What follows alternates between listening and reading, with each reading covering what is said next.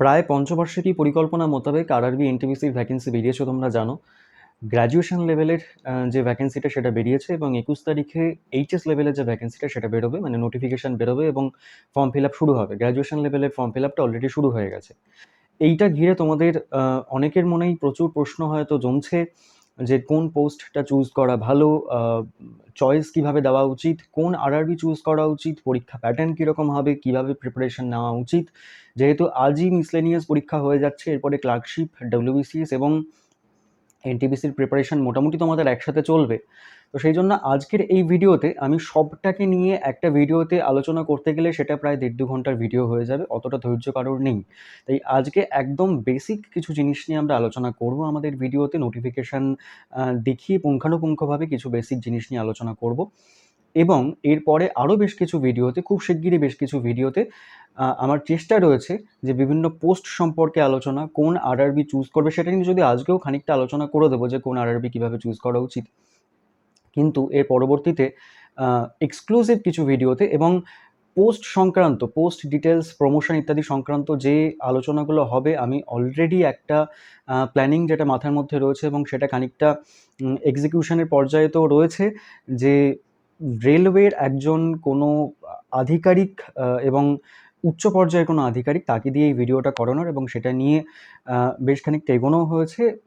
প্রাথমিক সম্মতি মিলেছে, কিন্তু ডিপার্টমেন্ট থেকে যদি ফাইনাল অ্যাপ্রুভাল মেলে তাহলেই সেটা করা সম্ভব। আদারওয়াইজ আমি নিজেই বিভিন্ন জনের যারা কর্মরত রয়েছে, গত এনটিপিসি বা তার আগের এনটিপিসিগুলো দিয়ে যারা কর্মরত রয়েছে, তাদের সাথে বিভিন্ন ডিসকাশনের মাধ্যমে এগুলো তোমাদের কাছে তুলে ধরার চেষ্টা করব।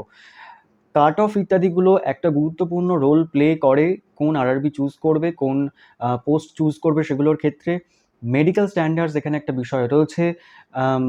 চোখের যে ভিশন, আই ভিশন যেটা, সেটাও একটা বিষয় জড়িত রয়েছে, কোন পোস্টের ক্ষেত্রে কোনটা অ্যাপ্লিকেবল হবে।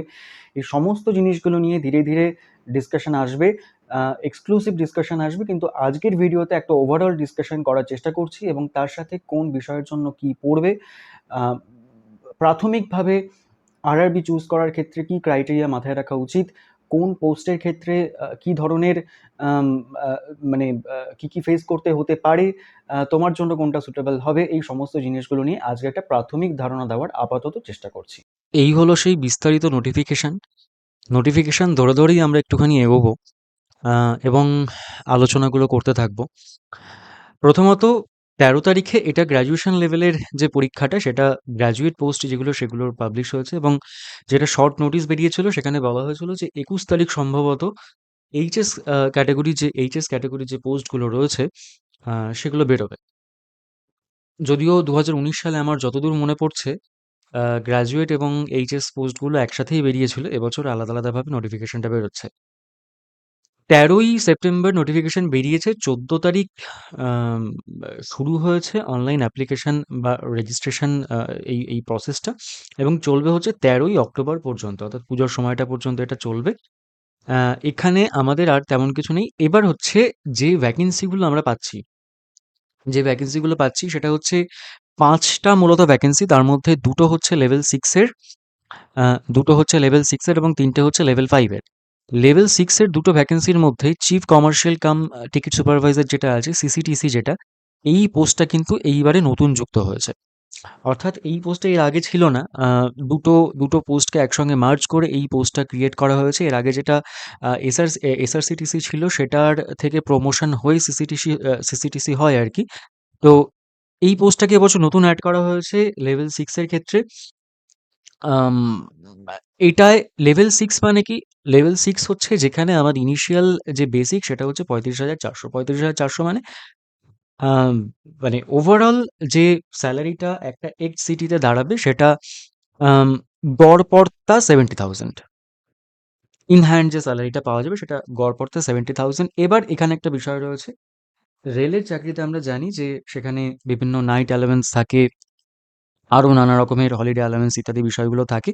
তো সেগুলো মিলে কিন্তু প্রতি মাসেই প্রায় এর থেকে বেশ খানিকটা বেশি স্যালারি হাতে পাওয়া যাবে। এবং যে 3টে লেভেল 5 এর পোস্ট রয়েছে সেটা হচ্ছে গুডস ট্রেন ম্যানেজার, যেটাকে আগে বলা হতো গুডস গার্ড, এবং তারপরে জুনিয়র অ্যাকাউন্ট অ্যাসিস্ট্যান্ট, জেএএ যেটাকে শর্টে বলা হয়। জে ডাবল এ যেটাকে শর্টে বলা হয়, এবং তারপরে হচ্ছে সিনিয়র ক্লার্ক কাম টাইপিস্ট। এই যে লেভেল 5 এর 3টে পোস্ট, যেখানে আমরা দেখতে পাচ্ছি যে ২৯,২০০ হচ্ছে ইনিশিয়াল পে, এবং আমরা ওই যে বললাম যে নাইট অ্যালাওয়েন্স ইত্যাদি জিনিসপত্রগুলো বাদ দিয়ে যেটা ইন হ্যান্ড স্যালারি হতে পারে একটা এক্স-সিটিতে, সেটা হচ্ছে অ্যারাউন্ড 50K, অ্যারাউন্ড 50K। এবং তার সঙ্গে আমরা জানি যে মানে গুডস ট্রেন ম্যানেজার যারা, তাদের কিলোমিটার অ্যালাওয়েন্স থাকে এবং আরো বিভিন্ন বিষয় থাকে, সেগুলো মিলিয়ে মাসে মানে মাস মাইনে লক্ষাধিক পর্যন্তও পৌঁছে যেতে পারে, সমস্ত কিছু অ্যালাওয়েন্স ইত্যাদি মিলিয়ে। আম আ কিন্তু বাকি দুটোর ক্ষেত্রে সেই পর্যায়ে পৌঁছানোর সেরকম সম্ভাবনা একেবারেই নেই। যেটা হচ্ছে জুনিয়র অ্যাকাউন্ট অ্যাসিস্ট্যান্ট এবং সিনিয়র ক্লার্ক কাম টাইপিস্ট। এবার এখানে এগুলো আমরা আগেই বলেছি যে এই বিষয়গুলো নিয়ে, পোস্টগুলো নিয়ে বিস্তারিতভাবে পরে আলোচনা করা যাবে। যে বাড়িতে সময় দেওয়ার জন্য কোনগুলো বেটার, ওয়ার্ক লাইফ ব্যালেন্সের জন্য কোনটা ঠিক আছে, মেয়েদের জন্য কোনগুলো, যারা যারা একটা মানে সব দিক মেইনটেইন করে একটা কোনো পোস্ট চাইছো, তাদের জন্য কোনটা সুটেবল হবে। এই সবগুলো নিয়ে পরে বিস্তারিতভাবে আলোচনা করা যাবে। কোথায় প্রমোশনাল স্কোপ কিরকম, এই সমস্তগুলো সব এগুলো পরে ডিসকাস করা যাবে। তবে সংক্ষেপে যেটা বলা যায় যে সবথেকে লুক্রেটিভ যেটা, যেটা সবাই মোটামুটি মানে যেটার পিছনে ছোটে আরকি, সেটা হচ্ছে স্টেশন মাস্টার। তার কারণ মানে এটা আমরা যদি একটু সাবকন্সিয়াসও ভাবি, তাহলেও দেখা যাবে যে মানে পাবলিক পারসেপশন এর কথা ভাবি, সেখানেও দেখা যাবে যে স্টেশন মাস্টার মানে তুমি তুমি যদি কাউকে বলো আমি সিসিটিসি, আর কাউকে যদি বলো স্টেশন মাস্টার, তো স্বাভাবিকভাবেই সেই মানুষটির মধ্যেও ওই যে পাবলিক পারসেপশন এর কথা বললাম, সেই মানুষটির মধ্যেও যে একটা মানে যে ধারণাটা আরকি সঙ্গে প্রথিত হবে, সেখানে স্টেশন মাস্টার বাকি সমস্ত পোস্টের থেকে অনেকটা এগিয়ে থাকবে, এবং যথারীতি সে কারণে স্টেশন মাস্টার মানে শুধু সে কারণেই নয়, স্টেশন মাস্টার যদি আমরা শুধু সামাজিক সম্মান নয়, তার সাথে রেসপন্সিবিলিটি এবং সমস্ত দিক থেকে দেখি, তাহলে স্টেশন মাস্টার যেহেতু মানে সবথেকে বেশি রেসপন্সিবিলিটির জায়গা এখানে থাকছে। সুতরাং আ এখানে কাট অফও আমরা দেখি যে আ প্রায় মানে আকাশ ছোঁয়া কাট অফের দিকে আরকি বিষয়টা যায়। তো স্টেশন মাস্টার আম মানে আ সেই কারণে obviously এখানে বাকিগুলোর থেকে ভাড়ে বেশ খানিকটা এগিয়ে থাকবে। তবে এখানে কেউ কারোর থেকে কম যায় না। কেউ যদি মানে কারোর যদি মনে হয় যে আমি আমার ওয়ার্ক লাইফ ব্যালেন্স এর সেভাবে প্রয়োজন নেই, আমার আম আ বা মানে টাকা-পয়সার দিকটা এবং অ্যাডভেঞ্চার প্রিয় খানিকটা, তাহলে গুডস ট্রেন ম্যানেজার তাদের জন্য। যারা একটা ভীষণ রকমের ওয়ার্ক লাইফ ব্যালেন্স চায়, আ ১০টা-৫টা ডিউটি হবে, শনি-রবি ছুটি থাকবে। এই ধরনের সাধারণত যে মানে পোস্টিংটা পাওয়া যায় আরকি, জেডবল এ যেটা আছে জুনিয়র অ্যাকাউন্টস অ্যাসিস্ট্যান্ট, সেখানে জুনিয়র অ্যাকাউন্ট অ্যাসিস্ট্যান্ট, এখানে ডিআরএম অফিস বা মূলত অফিস ওয়ার্ক যেগুলো, সেই ধরনের পোস্টিং হয়। সিসিটিসিতেও তাই, কিন্তু সিসিটিসিতে কখনো আ পার্সেল বুকিং ইত্যাদির ক্ষেত্রে যদি পোস্টিং হয়, সেখানে কিন্তু আ একটু হেক্টিক হতে পারে। কিন্তু জেডবল এ যেটা জুনিয়র অ্যাকাউন্ট অ্যাসিস্ট্যান্ট, এটা একেবারেই আ সেন্ট্রাল গভর্নমেন্টের আর ৫ টা চাকরির মতো। ১০টা ৬টা আর ১০টা ৫টা বললে ভুল হবে। এটা রাজ্য সরকারের টাইমিং। ৯টা ৪৫ থেকে ৬টা ১৫ যেরকম সেন্ট্রাল গভর্নমেন্টের টাইম থাকে, বা মোটামুটি ৮.৫ ঘন্টার যে টাইম থাকে, সেরকম জেডবল এতে পাওয়া যায়। Senior clerk cum typist more or less সিসিটিসির সাথে প্রায় কাছাকাছি, মানে ওয়ার্ক লাইফ ব্যালেন্সের দিক থেকে হোক, বা কাজের যে স্কেডিউল তার দিক থেকে হোক, মোটামুটি কাছাকাছি। তো এইগুলো নিয়ে যা বললাম আবারও সেটা পরে ডিসকাস করা যাবে। এবং এইখানে একটা মেডিকেল স্ট্যান্ডার্ডের কথা বলা হয়েছে, B2, A2, A2, C2, C2, এইগুলো নিয়ে আমি পরে আসছি। এবং এখানে আরেকটা জিনিস যেটা বলা হয়েছে, 3 ইয়ার্স এর একটা রিল্যাক্সেশন দেওয়া হয়েছে কোভিডের জন্য, এবং সেখানে তোমরা এখানে এজগুলো দেখতেই পাচ্ছ যে ৩৬ বছর বয়স পর্যন্ত জেনারেল ক্যাটেগরি যারা রয়েছে তারা বসতে পারবে, ১৮ থেকে ৩৬ বছর বয়স পর্যন্ত। এবং ভ্যাকেন্সির দিক থেকেও যদি আমরা দেখি, তাহলে গুডস ট্রেন ম্যানেজার যেটা, আমি গোটা ভারতবর্ষের প্রেক্ষিতে বলছি, সবথেকে বেশি ভ্যাকেন্সি এটার রয়েছে, এবং তারপরেই হচ্ছে সিসিটিসি। আচ্ছা, এখানে একটা জিনিস ভীষণ গুরুত্বপূর্ণ প্রশ্ন স্বাভাবিকভাবেই ভিডিওর কমেন্ট বক্সে আসবে, যে আমি গ্র্যাজুয়েশন করছি, আমার গ্র্যাজুয়েশনের আ যে রেজাল্ট সেটা এখনো পর্যন্ত বেরোয়নি, বা আমি 3rd ইয়ারে আছি, আমি অ্যাপিয়ারিং, আমাদের জন্য এটা অ্যাপ্লিকেবল হবে কিনা? এখানে কিন্তু পরিষ্কার বলা আছে যে waiting for final results of prescribed educational qualification should not apply. যাদের পরীক্ষা হয়নি এখনো 3rd ইয়ারের, বা পরীক্ষা হয়েছে কিন্তু রেজাল্ট বেরোয়নি, তাদের জন্য কিন্তু এটা কোনোভাবেই এপ্লাই করতে পারবে না। তবে 13/10/2024, অর্থাৎ যেটা ফাইনাল ডেট, তার আগে এটা হচ্ছে মানে আমরা যারা তোমরা এসএসসি দাও তাদের ক্ষেত্রে জানো যে ক্রুশিয়াল ডেট বলে একটা ব্যাপার থাকে। Crucial date. তো এইখানে ক্রুশিয়াল ডেটটা হচ্ছে কিন্তু এসএসসিতে যদিও সেটা আ মানে কখনো বছরের ১ম দিন, কখনো মানে ওদের মাঝে একবার এই বিষয়টা চেঞ্জ হয়েছিল। কিন্তু এখানে কিন্তু এটা একদম যে ক্লোজিং ডেট অ্যাপ্লিকেশন জমা করবার, সেই দিনটাকে ওরা ক্রুশিয়াল ডেট হিসেবে নিচ্ছে। এবার এখানে একটা কনফিউশন থাকে যে রেজাল্ট বেরিয়ে গেছে কিন্তু সার্টিফিকেট এখনো পাইনি। আ একটা জিনিস খেয়াল করবে যে তোমার সার্টিফিকেটের ক্ষেত্রে কিন্তু মানে সার্টিফিকেটের মধ্যে কিন্তু তোমার পাস আউট হবার মানে তোমার পাস করবার যে ডেটটা সেটা লেখা থাকে, এবং সেইটা কিন্তু লেখা থাকে তোমার যেদিন রেজাল্ট বেরিয়েছে সেই রেজাল্ট বেরোনোর দিনটা লেখা থাকে। সুতরাং আমার মনে হয় যে রেজাল্ট পেয়েছো, সার্টিফিকেট এখনো পর্যন্ত ইউনিভার্সিটি দেয়নি, তাতে কিন্তু সমস্যা হওয়ার কোনো জায়গা নেই। তার কারণ তোমার রেজাল্ট, ফাইনাল রেজাল্ট বেরিয়ে গেছে মানে কিন্তু তুমি পাস করে গেছো। আচ্ছা, এখানে আরেকটা জিনিস যেটা বলার, যে ফোন নাম্বার সেম রাখবে, কোনোভাবেই চেঞ্জ করবে না। আ একের বেশি আরআরবিতে এপ্লাই করা যাবে না। কোন আরআরবিতে এপ্লাই করবে এই বিষয়গুলো নিয়ে আসছি আলোচনায়। আচ্ছা, আম আরআরবি একবার চুজ করলে সেটা একদম ফাইনাল, সেটাকে আর কোনোভাবে চেঞ্জ করা যাবে না। মেডিকেল স্ট্যান্ডার্ডসটা একটু দেখে নিতে হবে ঠিকঠাক করে এপ্লাই করবার আগে। এটাও ডিসকাস করে দিচ্ছি সংক্ষেপে। আ কারেকশন উইন্ডো আমরা একটা জানি যে কারেকশন উইন্ডো থাকে এসএসসির ক্ষেত্রে। এখানে কিন্তু কারেকশন উইন্ডো যেটা তুমি যখন তুমি অ্যাকাউন্ট ক্রিয়েট করছো, মানে অ্যাকাউন্ট ক্রিয়েট করার সময় তোমার বেসিক ডিটেইলস যেগুলো দিচ্ছ সেখানে কিন্তু কোনো রকমের corrections will not be permitted, পরিষ্কারভাবে বলা আছে। এগুলো একটু ভালো করে মাথায় রাখতে হবে। আচ্ছা, তারপরে যেটা সেটা হচ্ছে একটা আম মানে আমরা জানি যে ২ টো সিবিটি আমাদের হয়। সিবিটি 1 এবং সিবিটি 2।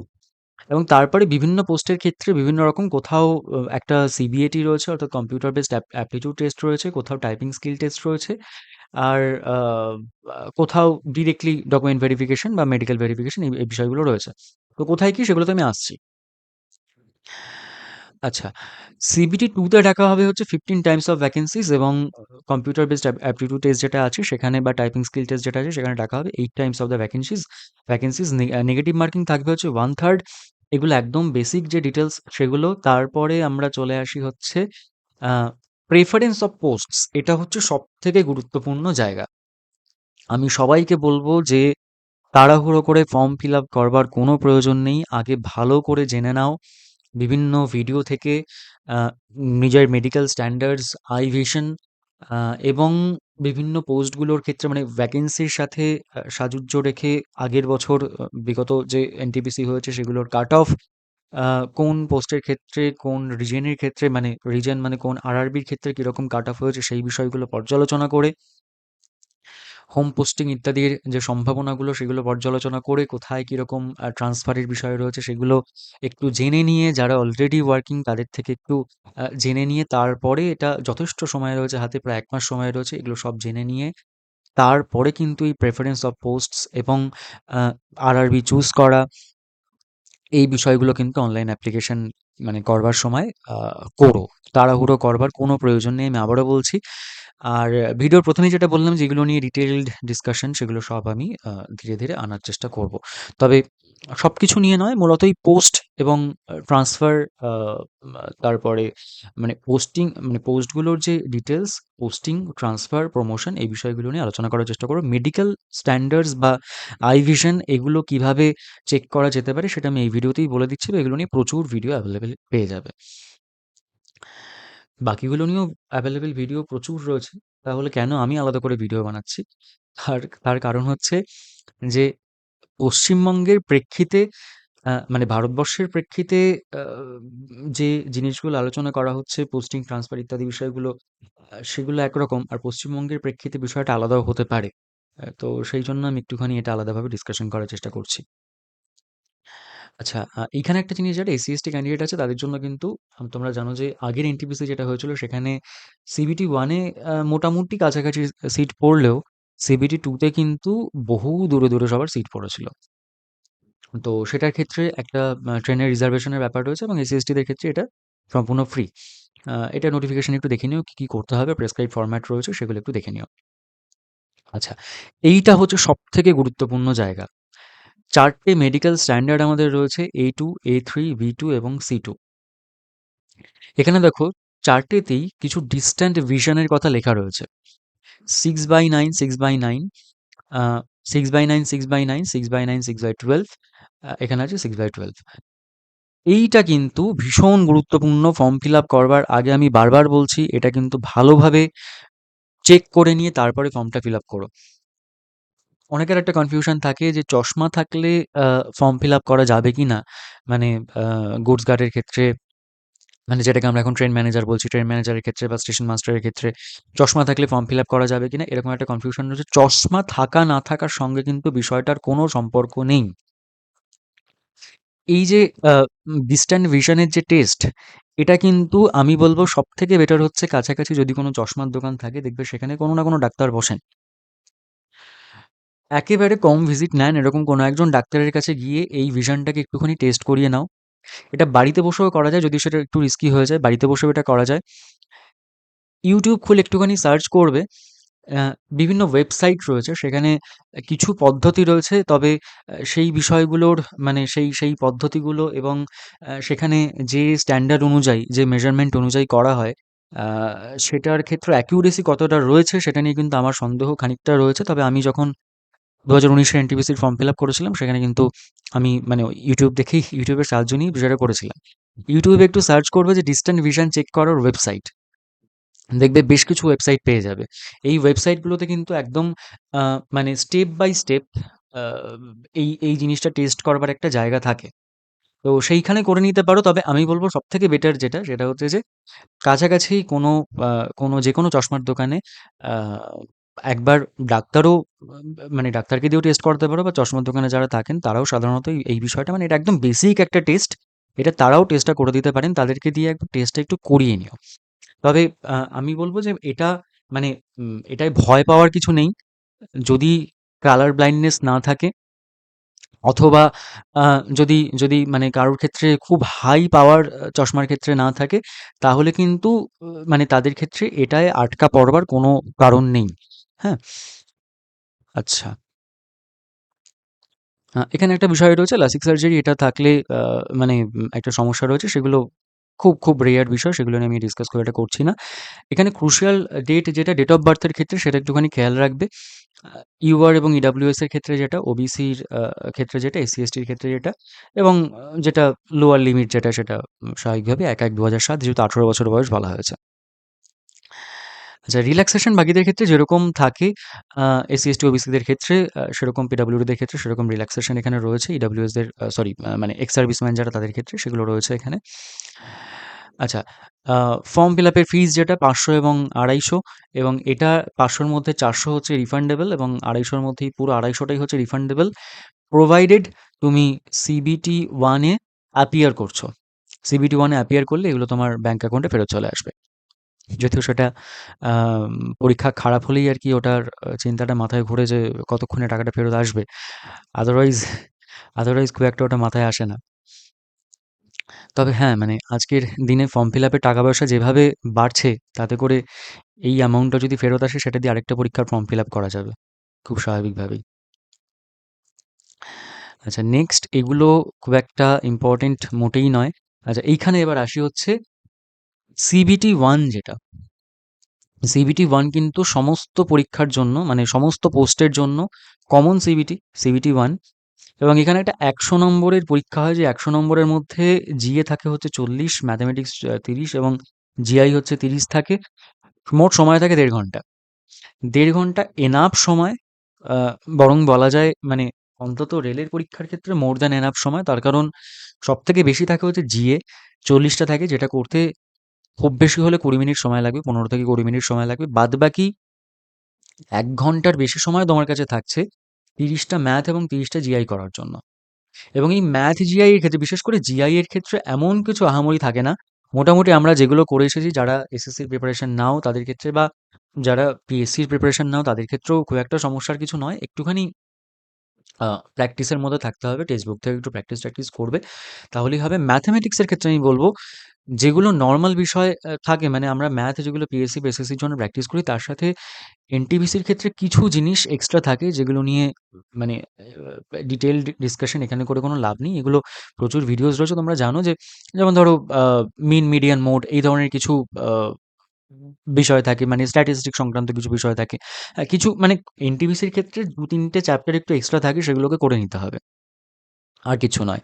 বাদবাকি একেবারে এসএসসির প্রিপারেশন যেভাবে তোমরা নাও বা পিএসসির প্রিপারেশন যা নাও সেই প্রিপারেশনেই কাজ চলে যাবে।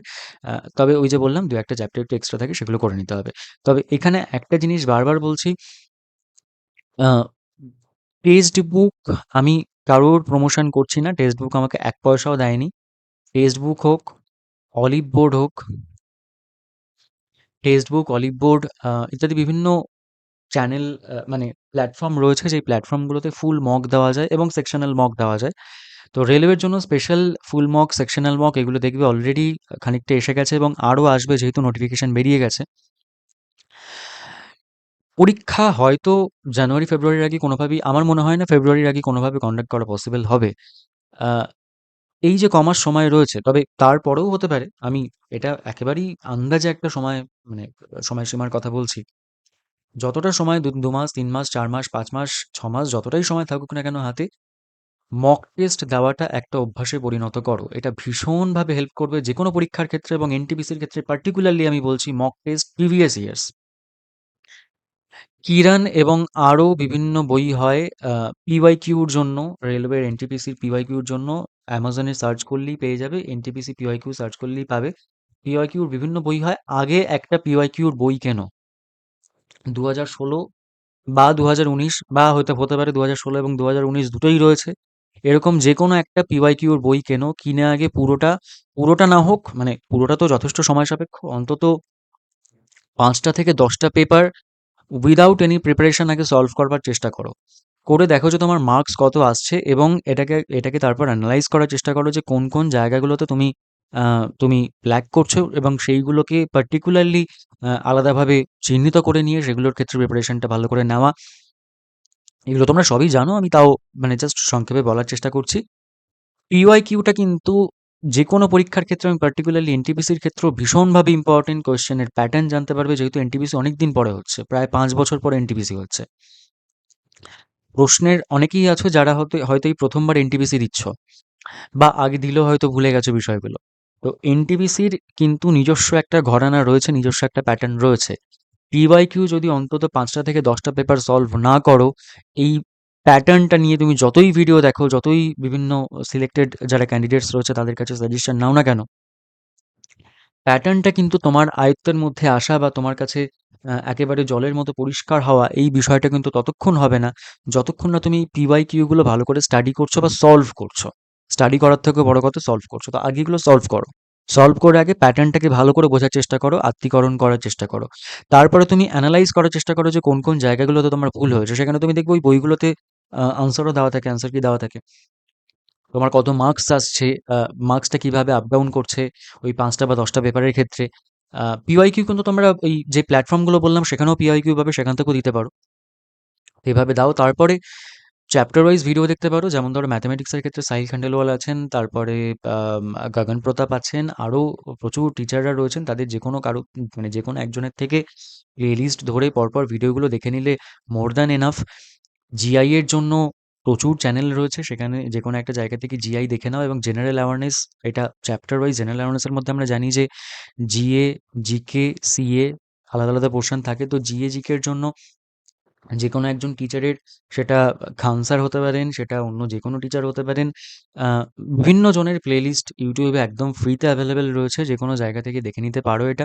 চ্যাপ্টার ওয়াইজ এবং কারেন্ট অ্যাফেয়ার্স যেকোনো একটা জায়গা থেকে উইকলি বা মান্থলি ক্যাপসুল যদি পড়ো বা ভিডিও দেখো, এটা মোর দ্যান এনাফ রেলওয়ের পরীক্ষার জন্য। তার থেকে বেশি কিছু দরকার নেই।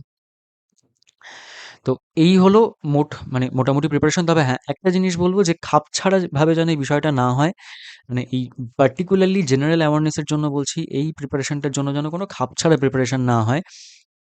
চ্যাপ্টার ওয়াইজ, টপিক ওয়াইজ আ মানে মানে একদম মানে ছক বাঁধা যেন একটা প্রিপারেশন হয়। কেননা এইখানে কি হয়, একবার আমি ইতিহাস থেকে খাবলে একটা কিছু পড়লাম, আবার সামনে একটা ভূগোলের ভিডিও চলে এলো, আবার কোথাও হয়তো একটা পলিটির ভিডিও চলে এলো।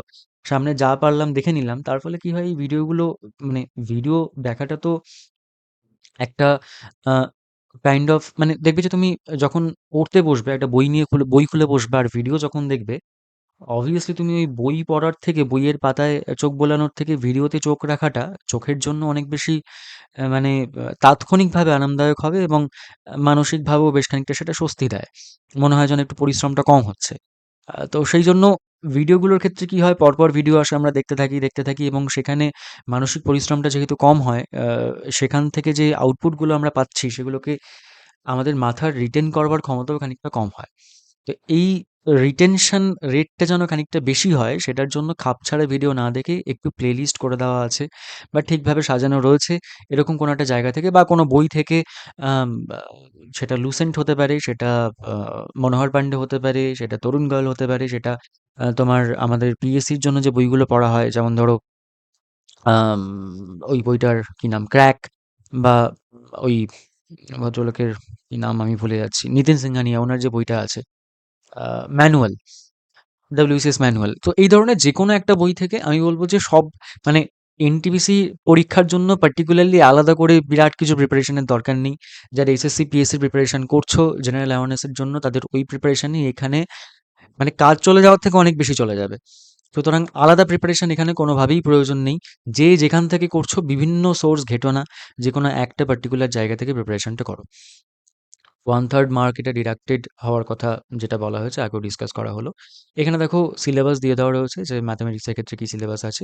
এইটা কিন্তু ভীষণভাবে ইম্পর্টেন্ট, একবার একটুখানি চোখ বুলিয়ে নেবে। এটা 24 নম্বর পাতায় রয়েছে নোটিফিকেশনের, জিএ, জিআই এবং ম্যাথ কোথায় কি সিলেবাস রয়েছে এটা একটুখানি ভালো করে দেখে নেবে। সিবিটি 2, সিবিটি 2 হচ্ছে ভীষণভাবে ইম্পর্টেন্ট, তার কারণ তোমার মেরিট লিস্ট যেটা সেটা আহ, মানে নির্ধারিত হচ্ছে কিন্তু সিবিটি 2 এটাকে ধরে। তো সিবিটি 2 তে আমরা দেখতে পাচ্ছি 100, মানে সময় কিন্তু সেই 90 মিনিট থাকছে, আধ ঘন্টা, 1.5 ঘন্টাই থাকছে, কিন্তু প্রশ্ন সংখ্যা কিন্তু বেড়ে যাচ্ছে।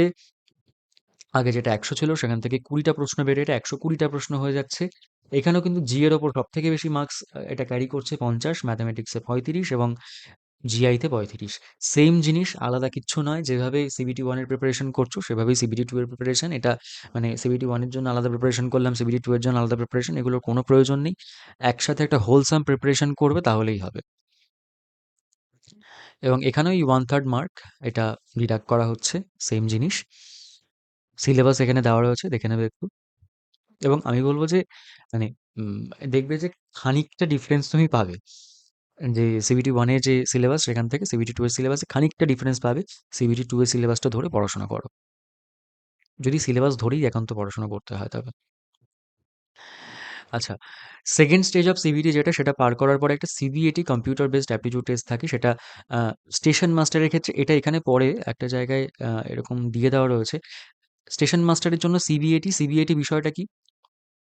সিবিআইটি বিষয়টা তোমরা ইউটিউবে জাস্ট এটা সার্চ করবে যে স্টেশন মাস্টার সিবিআইটি, সেখানে দেখবে একটা ডিটেল ডিসকাশন দেওয়া থাকে। এটা এক প্রকার মানে একটা একটা সাইকোলজিক্যাল টেস্ট বলতে পারো। সেখানে বিভিন্ন বিষয়ের একটা কম্বিনেশন থাকে এবং এটার খুব ভালো যে মক কোথাও পাবে সেরকমটা নয়। সিবিটি 2 হওয়ার পরে দেখবে যারা স্টেশন মাস্টার চুজ করবে তাদের জন্য দেখবে বিভিন্ন প্ল্যাটফর্মে এগুলোর ওই সময়টায় এগুলোর বিভিন্ন রকমের মক আসে।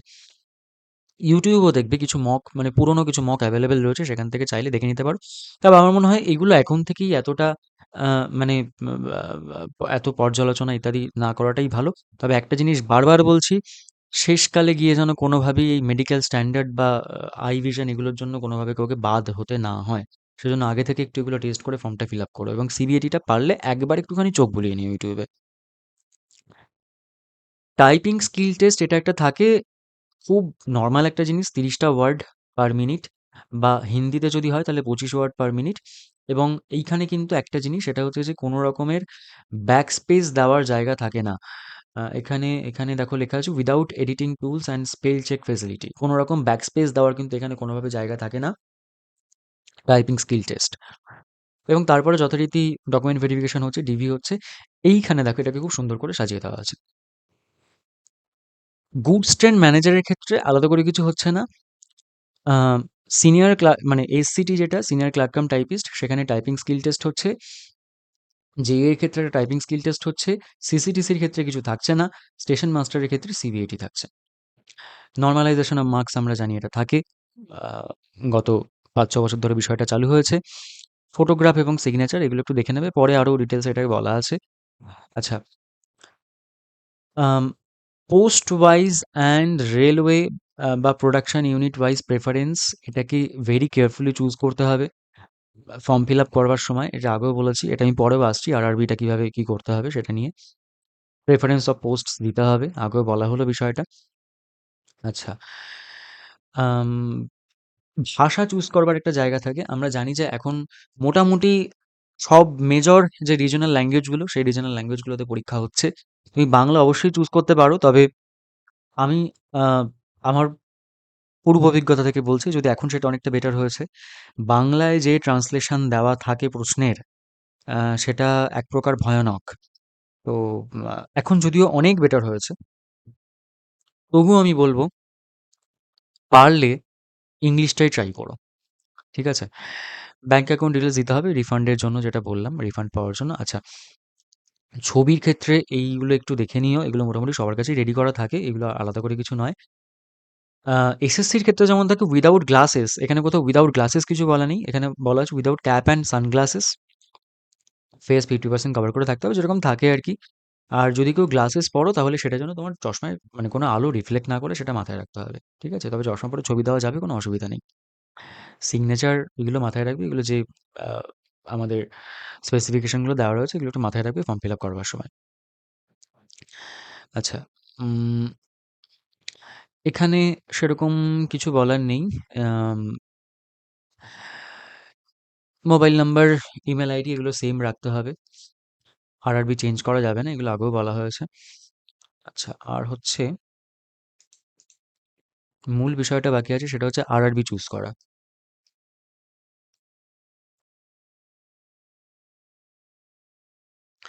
আহ, এখানে একদম সার্টিফিকেটের যে ফরম্যাট সেগুলো দেওয়া রয়েছে। সার্টিফিকেটের বিষয়ে একটা কথা বলি, যা ওবিসি এনসিএল নিয়ে অনেকের একটা সমস্যা থাকে, যে ওবিসি এনসিএল করবার ক্ষেত্রে মানে এখনই করে রাখতে হবে নাকি ডিভির আগে করলেই হবে। এটা কিন্তু তোমরা জানো যে ওবিসি এনসিএল এর ভ্যালিডিটি থাকে 1 বছরের, একটা ফিনান্সিয়াল ইয়ারের। এবং ওবিসি এনসিএল এর ক্ষেত্রে তোমার তোমার যখন ডিভি আছে, সেই ডিভির আগে আগে তুমি যদি ওটা করিয়ে নাও তাহলেই এনাফ, তার থেকে বেশি আগে এগুলো করবার কোনো প্রয়োজন নেই।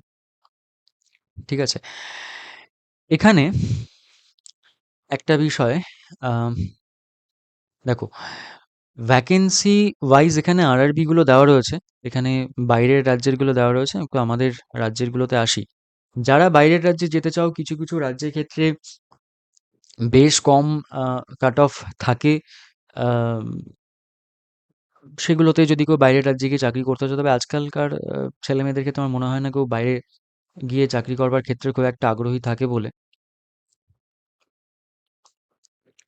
আহ, যাই হোক, উম, এখানে, হ্যাঁ, আরআরবি কলকাতা আমরা পেয়েছি। এখানে একটা বিষয় হচ্ছে যে যদি তোমরা ভ্যাকেন্সির যে লিস্টটা সেটা দেখো, আমি এটা আমাদের যে হোয়াটসঅ্যাপ গ্রুপ রয়েছে সেখানেও শেয়ার করেছি, যারা হোয়াটসঅ্যাপ বা টেলিগ্রাম গ্রুপে নেই তারা জয়েন করে যেতে পারো, লিঙ্ক দেওয়া থাকবে আমাদের ডেসক্রিপশনে।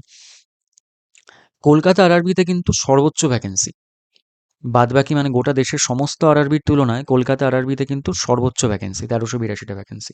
মানে 1382 কি সর্বোচ্চ বলতে হচ্ছে, এত রেলওয়ের এত শূন্য পদ, এত এত এত আহ, মানে সব দিক থেকে ফাঁকা পোস্ট রয়েছে, তা সত্ত্বেও খুব সামান্য কিছু ভ্যাকেন্সি বের করা হয়েছে। তো সেটা কি আমাদের এই সিচুয়েশন, মানে যার মধ্যে দিয়ে আমরা যাচ্ছি সেখানে দাঁড়িয়ে এটা কি আমাদের একটা বিরাট ভ্যাকেন্সি বলতে হচ্ছে, কিছু করার নেই।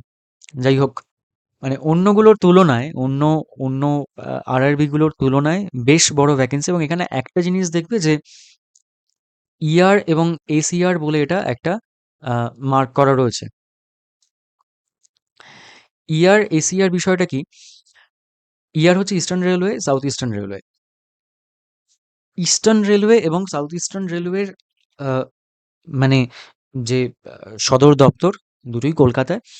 এবং আম, মানে এটার পরিধি মোটামুটি তোমরা একটু মানে এটা মোটামুটি যারা যাতায়াত করো ট্রেনে তারা সবাই জানো ইস্টার্ন রেলওয়ে সাউথ ইস্টার্ন রেলওয়ের পরিধি মোটামুটি কতটা। তো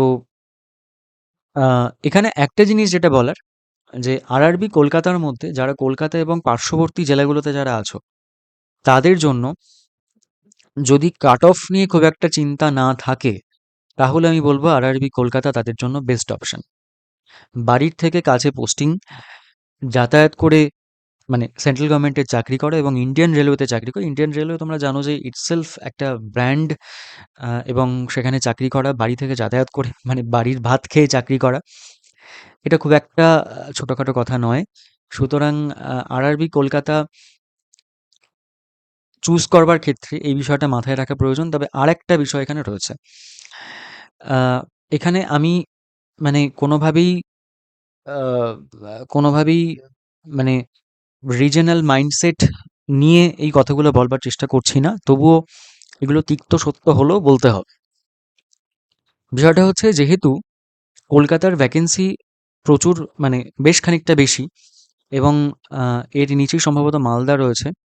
হ্যাঁ, মালদার ভ্যাকেন্সি হচ্ছে, আরআরবি মালদার ভ্যাকেন্সি হচ্ছে 198।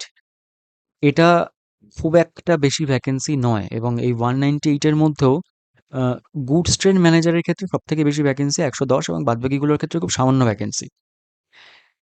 আমরা জানি যে আমাদের পার্শ্ববর্তী রাজ্য বিহার, সেখানে যারা অ্যাসপির্যান্ট তাদের মধ্যেই রেলওয়ের চাকরি নিয়ে, যেহেতু এখানে ইংরেজি থাকে না, তাদের মধ্যে একটা বিপুল রকম উৎসাহ উদ্দীপনা থাকে, এবং তারা সাধারণত যেটা করে যে আরআরবি মালদা চুজ করবার ক্ষেত্রে তাদের একটা প্রবণতা দেখা যায়। কিন্তু যেহেতু এবছর ভ্যাকেন্সি এখানে অত্যন্ত কম, আরআরবি কলকাতা চুজ করবার ক্ষেত্রে কিন্তু এবছর তাদের মধ্যে সমূহ আগ্রহ দেখা যাবে। তো এইটা কিন্তু, এবং শুধু শুধু যে ওই রাজ্যের কথা বলছি তা নয়, আরো বাদবাকি যদি মানে অন্যান্য পার্শ্ববর্তী রাজ্যগুলোর কথাও বলি, তার কারণ দেখো এখানে আমরা যদি আরআরবি গুয়াহাটি দেখি, আরআরবি গুয়াহাটিতে ভ্যাকেন্সি হচ্ছে 516, বেশ ভালো ভ্যাকেন্সি। কিন্তু স্টেশন মাস্টারের 271, এবং এখানে জে এর 143 বাদে বাদবাকিগুলোর ক্ষেত্রে, কেননা সিসিটিসি যে পোস্টটা, এটা অনেকের ক্ষেত্রে ভীষণ আকাঙ্ক্ষিত একটা পোস্ট সিসিটিসির, এবং যেহেতু এবছর নতুন অ্যাড হয়েছে, তো এখানে খুব একটা বেশি ভ্যাকেন্সি নেই, মাত্র 27টা ভ্যাকেন্সি রয়েছে। এই দুটোর ক্ষেত্রে মানে গুয়াহাটির মানে ওই ওই দিককার যারা রয়েছে। তাছাড়া একটু ওপরে যদি যাই, উম, এখানে ভুবনেশ্বরে ভ্যাকেন্সি 758টা ভ্যাকেন্সি রয়েছে, কিন্তু এখানে গুডস ট্রেন ম্যানেজার এবং জে এর ভ্যাকেন্সি হচ্ছে 103 এবং 586। সিসিটিসির ভ্যাকেন্সি কিন্তু খুব সামান্য, 51টা ভ্যাকেন্সি।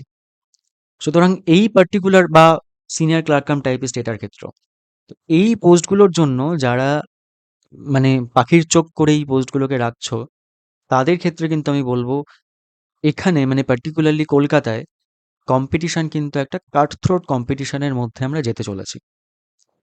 এবার আরেকটা জিনিস এখানে বলি, সেটা হচ্ছে যে গতবার অনেকে যেটা করেছিল, অনেকেই কলকাতায় বাড়ি হওয়া সত্ত্বেও বা কলকাতার আশপাশে বাড়ি হওয়া সত্ত্বেও তারা মালদা চুজ করেছিল, আরআরবি মালদা চুজ করেছিল। তার কারণ মালদা বা আরো অনেকে বাইরের রাজ্যেও চুজ করেছিল, বেশিরভাগই পশ্চিমবঙ্গের মধ্যে থাকবে বলে মালদা চুজ করেছিল। কিন্তু মালদার ক্ষেত্রে যেটা হয়েছিল যে মানে আরআরবি কলকাতা এবং আরআরবি মালদার অধিকাংশ পোস্টেই ভ্যাকেন্সি, সরি, কাট অফ, কিন্তু তোমরা যদি কাট অফের ওই লিস্টটা যেটা রয়েছে গতবারের কাট অফ সেটা দেখো, কাট অফ কিন্তু প্রায় কাছাকাছি ছিল। সুতরাং খুব একটা লাভ কিছু কিন্তু হয়নি আরআরবি কলকাতা বা আরআরবি মালদার মধ্যে দিয়ে। তো এইটাও একটু বিচার্য বিষয় যে কোন আরআরবি চুজ করবে।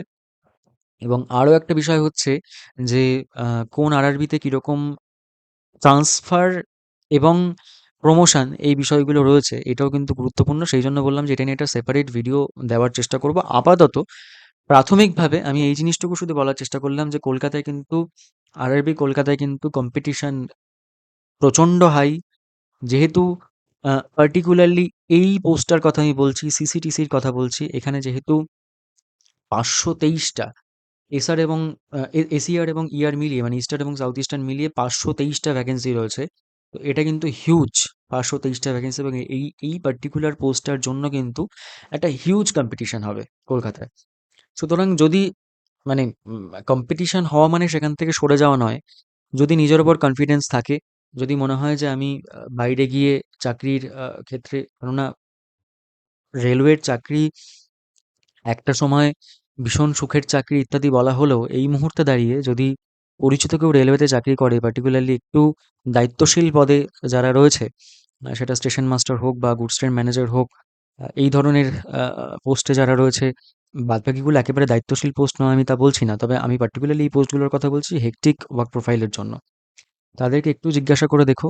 বিশেষ করে যারা বাড়ির বাইরে রয়েছে, যারা অন্য রাজ্যে থেকে বা অন্য কোথাও থেকে চাকরি করছে, তাদের ক্ষেত্রে কোয়ার্টার পাওয়া, আ বাড়ি ছেড়ে থাকা এবং হেক্টিক লাইফস্টাইল, যারা অন্য পরীক্ষার জন্য প্রিপারেশন করছিল তাদের সেই প্রিপারেশন বন্ধ হয়ে যাওয়া ইত্যাদি বিষয়গুলো, এগুলো একটু তাদের সাথে আলোচনা করে দেখো। তাহলেই বুঝতে পারবে যে আম মানে বাড়ির বাইরে থেকে বা বাড়ি থেকে অনেকটা দূরে থেকে রেলওয়ের চাকরি করা এবং বাড়িতে থেকে যাতায়াত করে করা, সেটার মধ্যে খানিকটা হলেও কোথাও যেন একটু তফাৎ রয়েছে।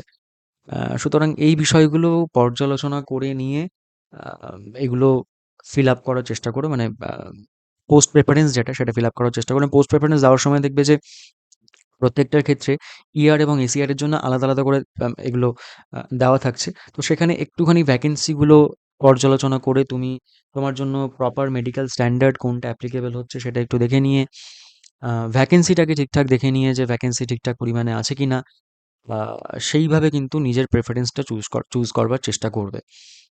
এবং আবার বলছি এটা যে যদি যারা পার্টিকুলারলি মানে মেয়েদের ক্ষেত্রে বা যারা একটা অফিস এনভায়রনমেন্টের মধ্যে কাজ করতে চায় তাদের জন্য এই junior accounts assistant cum typist এটা কিন্তু তাদের জন্য বেস্ট পোস্ট। এবং এখানে কলকাতাতে কিন্তু আহ, বেশ ভালো ভ্যাকেন্সি রয়েছে, 284টা, এবং এখানে হচ্ছে 96টা, মানে হচ্ছে 380টা মতো ভ্যাকেন্সি এখানে আমরা পাচ্ছি।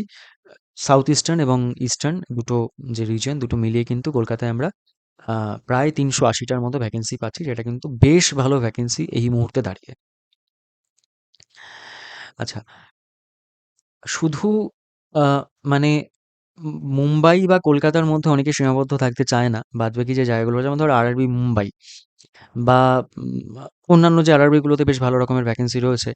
এবং যেখানে গতবারের, এখানে আরেকটা জিনিস বলবো যে গতবারের কাট অফটাও কিন্তু একটু দেখে নিও। গতবারের কাট অফের লিস্ট আমি আবার বললাম যে শেয়ার করে দিয়েছি, সেটা একটু দেখে নিও। কোথায় কাট অফ কম গেছে, সেখানে কতটা ভ্যাকেন্সি রয়েছে, এই জিনিসগুলো কিন্তু একটু পর্যালোচনার মধ্যে রেখো। যারা বাড়ি থেকে দূরে, মানে বাড়ির থেকে দূরে থেকে যারা চাকরি করতে চাইছো, মানে যে কোনো একটা চাকরি এই মুহূর্তে দরকার, সেটা বাড়িতে হোক, বাড়ি থেকে দূরে হোক, যে কোনো একটা চাকরি দরকার, সেরকম যদি কারোর থাকে তাহলে কিন্তু তারা এই বিষয়গুলো পর্যালোচনা করো যে কোন কোন আরআরবিতে মানে কাট অফ গত বছর কম ছিল এবং এবছর ভ্যাকেন্সি বেশ ভালো আছে, সেইগুলো কিন্তু একটু দেখে নেওয়ার চেষ্টা করো। আরআরবি শিলিগুড়ির ক্ষেত্রে এবছর ভ্যাকেন্সি মাত্র 40টা। সুতরাং এটার দিকে তাকিয়ে আমি মানে বলবো যারা একেবারে কোর নর্থ বেঙ্গলের, তারা ছাড়া, মানে তারাও যদি, তাদের ক্ষেত্রেও এটা যথেষ্ট রিস্কি। যারা কোর নর্থ বেঙ্গলে তাদের ক্ষেত্রেও বলবে এটা যথেষ্ট রিস্কি শিলিগুড়ি চুজ করাটা মাত্র 40টার জন্য। এবং এখানেও কিন্তু আশেপাশের রাজ্যগুলো থেকে ভীষণ ডেয়ার ডেভিল যারা, তাদের কিন্তু একটা প্রবণতা থাকে এই জায়গাগুলো চুজ করবার। সুতরাং নর্থ বেঙ্গলের যারা, তারা খুব স্বাভাবিকভাবেই একটা দেখা যায় যে শিলিগুড়ি চুজ করবার ক্ষেত্রে প্রবণতা থাকে, মানে যারা কোর নর্থ বেঙ্গলের, মানে একদম উপরের দিকে যারা রয়েছে, চিকেন স্নেকের উপরে যারা রয়েছে তাদের ক্ষেত্রে। তো তাদেরকে আমি বলব কিন্তু একটু ভেবেচিন্তে, যদি কেউ তাদের মধ্যে ভিডিওটা দেখো, আমি বলব যে একটু ভেবেচিন্তে কিন্তু চুজ করবার চেষ্টা করো। 40টা মাত্র ভ্যাকেন্সি। এইটার থেকে আরআরবি মালদা, বা যদি মনে হয় যে কলকাতায় থেকে চাকরি করতে পারবে, সেক্ষেত্রে আরআরবি কলকাতা আমার মনে হয় খানিকটা হলেও বেটার হবে। বা আরআরবি, তাদের ক্ষেত্রে আরআরবি গুয়াহাটিও যদি মনে হয়, মানে যেহেতু আরআরবি গুয়াহাটিতে কম্পিটিশন বেশ খানিকটা কম হবে আরআরবি কলকাতা বা আরআরবি মালদার থেকে, তো সেটাও তোমাদের থেকে, যেহেতু গুয়াহাটি ভীষণ ডিস্টেন্সে তা নয়, সুতরাং সেটাও তোমরা ট্রাই করতে পারো চাইলে। ঠিক আছে? তো এই মোটামুটি বলার এখানে। লাস্ট কথা যেগুলো বলার, আবারও বলছি, কয়েকটা জিনিসের ওপর বারবার জোর আরোপ করছি। সেটা হচ্ছে পোস্ট প্রেফারেন্স। পোস্ট প্রেফারেন্স এটা ভীষণ ভেবেচিন্তে করবে। তাড়াহুড়ো করবার কোনো প্রয়োজন নেই। চাকরি পাওয়ার পর যদি এমন একটা সিচুয়েশন এসে দাঁড়ায় যে কতদিনে আমি চাকরিটা ছাড়বো, সেই সিচুয়েশন যদি এসে দাঁড়ায়, তার থেকে চাকরি পাওয়ার আগেই বা চাকরির পরীক্ষার জন্য ফর্ম ফিল আপ করবার আগেই সেই বিষয়টা নিয়ে পর্যালোচনা যতটা সম্ভব নিজের তরফ থেকে করে রাখাটা আমার মনে হয় ঢের ভালো। তো পোস্ট প্রেফারেন্স এটা ভীষণ গুরুত্বপূর্ণ একটা বিষয়। ডিস্ট্যান্ট ভিশন, ডিস্ট্যান্ট ভিশন এটা দ্বিতীয় গুরুত্বপূর্ণ বিষয়। ডিস্ট্যান্ট ভিশনটা একবার চেক করিয়ে নেওয়া। এবং তৃতীয়ত হচ্ছে যে মানে শুধু পোস্ট প্রেফারেন্স বা ডিস্ট্যান্ট ভিশন শুধু এইগুলোই নয়, তার সাথে সবথেকে গুরুত্বপূর্ণ যেটা সেটা হচ্ছে পড়াশোনাটা শুরু করা। তো আর দেরি নয়, সামনে যেহেতু ক্লার্কশিপ রয়েছে, সামনে WBCS রয়েছে, সামনে আরও বেশ কিছু খুচরো খাচরা পরীক্ষা রয়েছে, যেমন MTS আমরা পাবো সামনে, হ্যাঁ? তারপরে আরও টুকটাক কিছু পরীক্ষা রয়েছে এবং তার সাথে, সাথে সবথেকে গুরুত্বপূর্ণ এই মুহূর্তে দাঁড়িয়ে হচ্ছে NTPC।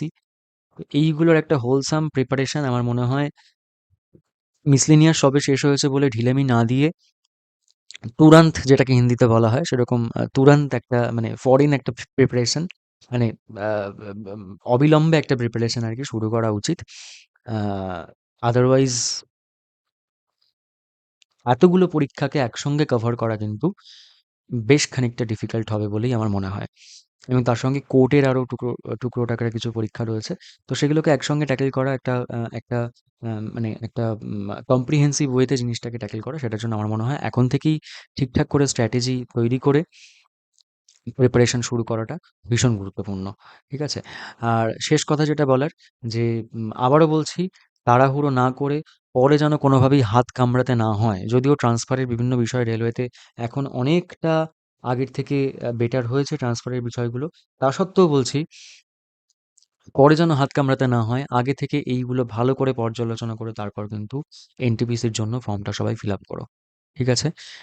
আর যে ভিডিওগুলো ডিটেইলড ডিসকাশনে যে ভিডিওগুলোর কথা বললাম সেগুলো পরে আনার চেষ্টা করব। ভালো থেকো ততদিন সবাই। বাই।